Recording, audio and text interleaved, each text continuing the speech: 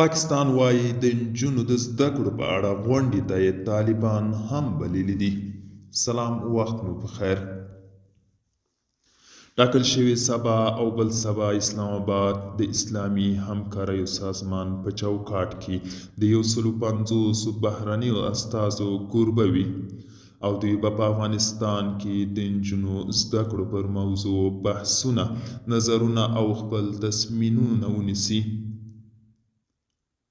د پاکستان د پوهنې وزیر خالد مقبول صدیقي له قوله پاکستاني رسنیو نقل کړی چې په دې غونډه کې طالبانو ته هم د ګډون بلنه ورکړې ده.